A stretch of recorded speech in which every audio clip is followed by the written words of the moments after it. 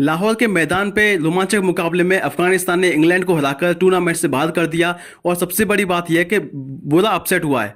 मुझे लगा था कि शायद इंग्लैंड की टीम इस मैच को जीतेगी, लेकिन मैं गलत था। क्योंकि यहाँ पर जिस तरीके से, जिस अंदाज में यहाँ पर अफगानिस्तान खेली है, वो डोमिनेट किया है इस मुकाबले में। इस मुकाबले की मैं शुरुआत से बात करूँ तो यहाँ पर अफगानिस्तान ने टॉस जीता और पहले बैटिंग का फैसला किया और काफ़ी ज़्यादा वो कॉन्फिडेंस दिखे। उनकी बैटिंग में ये झलक रहा था कि शायद वो इंग्लैंड को आसानी से हरा सकते हैं, उनके बॉडी लैंग्वेज से लगा था। तो यहाँ पर शुरुआत से बात करें तो गुलबाज और इब्राहिम जातरान ओपनिंग के लिए आए थे। गुलबाज जल्दी आउट हो गए थे, लेकिन उसके बाद में यहाँ पर रहमत शाह और सैदिकुल्ला अटेल जो है जल्दी आउट हो गए थे 4-4 रन बना के। लेकिन उसके बाद में शाहिदी के साथ यहाँ पर इब्राहिम जातरान की पार्टनरशिप हुई।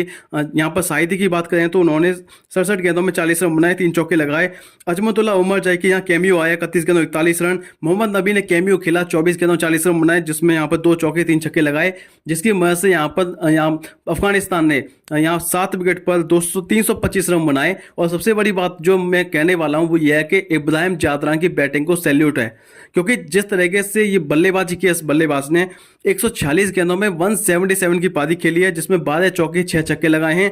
121.23 का स्ट्राइक रेट है इस बल्लेबाज का। और सबसे बड़ी खास बात यह है कि इतनी सेंसिबल बैटिंग खेली है। अगर फिटनेस की बात करें इस बंदे की, तो यहाँ पर आप सोचिए कि 48वीं ओवर में 2 को 3 में कन्वर्ट करा था ये बल्लेबाज, और वहीं 49वीं ओवर में भी यहाँ पर 2 को 3 में कन्वर्ट करते हुए हमने देखा। तो आप इससे अंदाजा लगा सकते हैं कि पाकिस्तान और बांग्लादेश के जो प्लेयर्स हैं उनकी फिटनेस लेवल और अफगानिस्तान के बैट्समैन की जो फिटनेस लेवल है उसमें जमीन आसमान का फर्क है, जो मैं इस वीडियो में मैंने आपको बताया। अब 50वीं ओवर में जब आउट हुए तो उनका जो स्कोर था वो था 140 गेंदों में 177। उसके बाद यहाँ पर 326 का टारगेट था। अब सब लोग सोच रहे थे कि शायद इंग्लैंड की टीम को आसान होगा चेस करना, क्योंकि अफगानिस्तान की बॉलिंग जरूर है, लेकिन ये जो पिच है ना वो फ्लैट पिच है, ये बैटिंग पिच है, यहाँ ड्यू फैक्टर भी आएगा। तो अफगानिस्तान की गेंदबाजी है, भले वो ताकत हो उनकी, उनको अपनी स्ट्रेंथ पे गए हों, लेकिन इतना भी आसान नहीं है यहाँ पर डिफेंड करना। लेकिन यहाँ पर सब लोगों को गलत साबित कर दिया अफगानिस्तान ने, क्योंकि जिस तरह गेंदबाजी कराई है, फिल शॉर्ट और बेन डकेट ये ओपनिंग करने के लिए आए थे इंग्लैंड की तरफ से, लेकिन यहाँ पर फिल शॉर्ट जो लगातार फ्लॉप होते चले जा रहे हैं, लगातार फ्लॉप होते चले जा रहे हैं। उनको कितने सारे मौके मिल रहे हैं, लेकिन उनका जो फॉर्म है लगातार जो कंसर्न बन चुका है इंग्लैंड के लिए, जो सिरदर्द बना हुआ है। 13 गेंदों में 12 की पारी के लिए 2 चौके लगाए उन्होंने।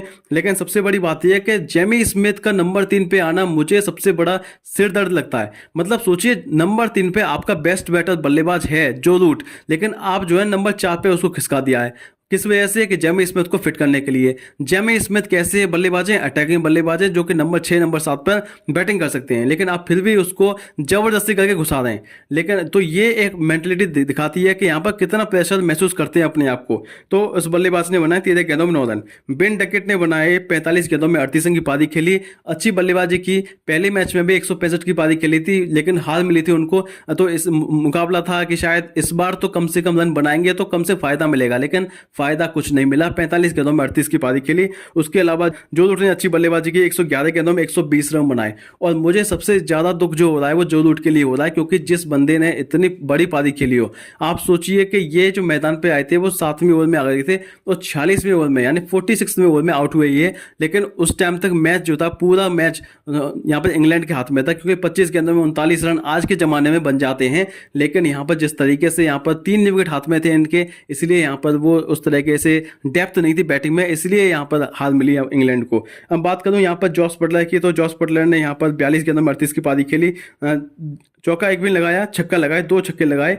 हैदी ब्रुक 21 गेंदों 25 रन बनाए, 3 चौके। अब इस खिलाड़ी के बारे में मैं क्या बात करूं, जब ये बंदा जो है ना वो T20 सीरीज खेलने इंडिया आया था, तो पहले मैच में आउट हो गए थे, तो उसके बाद ये बोल रहे थे कि स्मोक था इसलिए मैं आउट हो गया, इंडिया में स्मोक था इसलिए आउट हो गया, ये बोल रहे थे ये। उसके बाद में वो दिन है और आज का दिन है, हमेशा इनको स्मोक ही दिखाई देता है। अब स्मोक है ही नहीं, पाकिस्तान में भी नहीं है ना, इंडिया में भी था, उसी मैदान पे था बस। तो यहाँ पर अब कहाँ गई इनकी स्मोक, कहाँ गया इनका, इनकी फॉर्म कहाँ गई जो ये बात कर रहे थे? तो यहाँ पर मेरा जवाब यही मिलेगा कि आप बहानेबाजी कम ढूंढिए, आप बहानेबाजी में ज़्यादा टाइम लगाएंगे तो यही होगा। उसके अलावा बात करें यहाँ पर लियाम लिविंगस्टन के बीच में, तो 8 गेंद 10 रन बनाए। इस बल्लेबाज को भी मैंने कभी नहीं देखा ये फॉर्म में हो, कभी मैंने इस बल्लेबाज को नहीं देखा कि इसने इंग्लैंड को मैच जिताया हो अपने अकेले दम पे, मैंने तो कभी नहीं देखा इसको। उसके बाद जेमी ओवरटन की बात करें, 28 गेंदों 32 रन की पारी खेली, अच्छी पारी खेली।